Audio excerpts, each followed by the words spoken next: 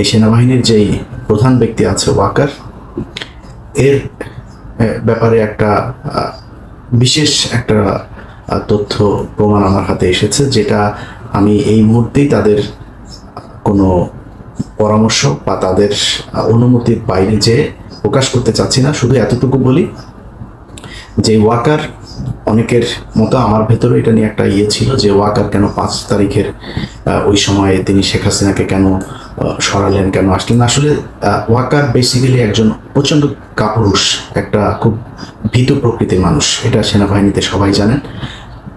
এই ভীতু প্রকৃতির মানুষ হওয়ার কারণেই তিনি 5 তারিখে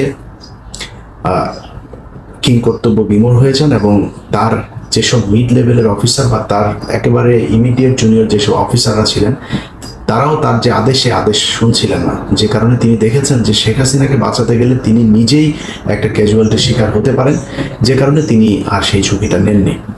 এই কারণে শেখ হাসিনার কাছে তার নানানভাবে কথাও শুনতে হয়েছে। এরপরও তার সাথে শেখ হাসিনার অনেকবার কথা হয়েছে, সেখানেও তিনি নিয়ে বিনিয়ে শেখ হাসিনাকে আবার ফের কীভাবে দেশে আনা যায়, যতটুকু আওয়ামী লীগকে কম ড্যামেজ করা যায় সেই চেষ্টাটা তিনি করে যাচ্ছেন, এখনও করছেন। কিছুদিন আগে হাসনাত ওয়াকারের ব্যাপারে যে কথা বলেছেন, সেই কথাটা একেবারে দায়িত্ব নিয়ে বলছি, 100% সত্য।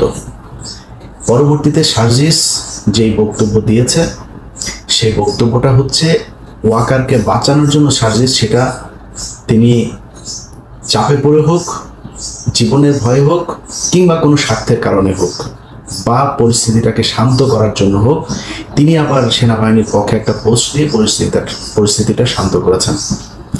তো আমার কথা হলো যে ওয়াকার 5 তারিখের পর থেকে আজ পর্যন্ত আপনি দেখেন যতগুলো কাজ সেনাবাহিনী করেছে। এই কয়েকদিন আগেও আমার এই ফেসবুকে আমি দেখিয়েছি যে ভারত বাংলাদেশের সশস্ত্র বাহিনীর এদেরকে আপনার বিনা চিকিৎসা করানোর জন্য ভারতে নিয়ে যাবে, সেটার জন্য আবার সশস্ত্র বাহিনী তাদের ভেতরে এটা নিয়ে যাচাই বাছাই করছেন, এরকম না যে তারা মেনে নেন নাই। অতএব ওয়াকার বেসিক্যালি একটা ভারতীয় একজন সেনাপ্রধান বাংলাদেশের সেনাবাহিনীর দায়িত্ব পালন করছে, এর বাইরে কোনো কিছু আমি মনে করি না। কালকের যে তথ্য প্রমাণ আমি পেয়েছি, সেই তথ্য প্রমাণ অনুযায়ী গেল কয়েকদিনের ভেতরে যিনি কিনা শেখ হাসিনার দুঃসম্পর্কের চাচা, তাকে 15,000 কোটি টাকার কাজ দিয়েছে এই ওয়াকার। এই গত কয়েকদিনে যত ধর্ষণের ঘটনা ঘটছে, ঢাকা বিশ্ববিদ্যালয়ে যে একটা ছেলে মারা গেল, তারপরে আরেকজন মারা গেল, এরপরে বিভিন্ন জায়গায় সংঘবদ্ধ যেই ধর্ষণের ঘটনা ঘটছে, এবং সেটা নিয়ে মিডিয়াতে যত ধরনের এই যে হাইলাইট করে মনে হচ্ছে বাংলাদেশে জীবনে কোনোদিন আর ধর্ষণের ঘটনা ঘটে নাই, এরকম একটা পরিস্থিতি তৈরি করা হচ্ছে, সেটাও এই ওয়াকার করাচ্ছে। ডিজিএফআই এর ভেতরে কিছু ভালো অফিসার আছেন, এনএসআই এর যিনি ডিজি আছেন তিনি অত্যন্ত ভালো মানুষ, তিনারাও চেষ্টা করছেন, কিন্তু তার যেসব অফিসারগুলো এখনো তার মতো করে চলছে, দেশের বিরুদ্ধে শেখ হাসিনাকে আবার ফিরে আনার জন্য চেষ্টা চালিয়ে যাচ্ছে নানাভাবে, সেটার জন্য সেই লোকগুলো এখনো পর্যন্ত বিভিন্ন জায়গাতে অ্যাক্টিভ আছে। শুধু পারছে না কেন? পারছে না হচ্ছে দেখেন, চেষ্টা যে তারা চালিয়ে যাচ্ছে না তা না। আপনি সবশেষ ঘটনাটা যদি দেখেন, যেটা হাসনাত, তারপরে বাংলাদেশ, ইউনাইটেড পিপলস বাংলাদেশ, যেটা এরপরে হচ্ছে এনসিপি তো আছেই হাসনাতের সাথে, তারপরে জুলাই রিলেটেড অনেকগুলো ইনকিলাব মঞ্চ থেকে শুরু করে অনেক, আমি সবার নাম আর এখানে বলছি না, আপনারা সবাই এটার জন্য কৃতিত্বের ভাগিদার, আপনারা সবাই এখানে করেছেন। আপনাদের কারণে এখনো পর্যন্ত এই পরবর্তীতে শিবিরও গিয়ে যোগ দিয়েছে সেখানে। শেখ হাসিনার যে সুবিধাটা তারা সেনাবাহিনী এবং আসিফ নজরুল সহ এই সেনাবাহিনীর চক্রটা করতে চাচ্ছে, সেটা করতে পারছেন। তারা বুঝে উঠতে পারে নাই যে আওয়ামী লীগের ব্যাপারে বাংলাদেশের মানুষ এতটা ঐক্যবদ্ধ। অতএব আব্দুল হামিদকে বের করে দিয়েছেন, সেনাপ্রধান নিজে বলেছে যে 630 জনকে তিনি বের করে দিয়েছেন। তারপরও যত মানুষ পার হয়েছে এই হামিদের ঘটনা নিয়ে, যাকে যাকে আপনার করা হয়েছে, বহিষ্কার করা হয়েছে, ক্লোজ করা হয়েছে, পানিশমেন্ট দেওয়া হয়েছে পুলিশের, এরা আসলে এটার সাথে জড়িত না, এদের কিছু করার নাই। পুলিশের যদি কাউকে পানিশমেন্ট দিতে হয়, সবার আগে এসবির প্রধানকে পানিশমেন্ট দিতে হবে, কারণ তাকে আজ থেকে আরো কয়েক মাস আগে এই অর্ডার দেওয়া হয়েছে, এই লিখিত আকারে তাদের নাম সহ দেওয়া হয়েছে, সেখানে আব্দুল হামিদের তালিকা আছে, সেটা মানেন নাই কেন? অতএব যদি করা হয়, সেনাপ্রধান এটার জন্য দায়ী, ডিজিএফআই প্রধান এটার জন্য দায়ী, এসবি প্রধান এটার জন্য দায়ী, তারপরে বিমানবন্দরের ইয়েতে সিকিউরিটির দায়িত্বে যারা আছে তাদের প্রধানদেরকে দায়ী করতে হবে। এত বড় ঘটনা, এত বড় মাপের একজন লোক, আপনার মনে হয় যে কনস্টেবল, এসআই আর ইন্সপেক্টর মিলে তাদেরকে পার করে দিয়েছে বা কোনো এক জেলার এসপি তাদেরকে বের করে দিয়েছে? এটা সম্ভব না। অতএব এটা রাষ্ট্রীয় পর্যায়ে একদম উচ্চ পদস্থ পর্যায়ের সিদ্ধান্তের প্রেক্ষিতে তাদেরকে বের করে দেওয়া হচ্ছে।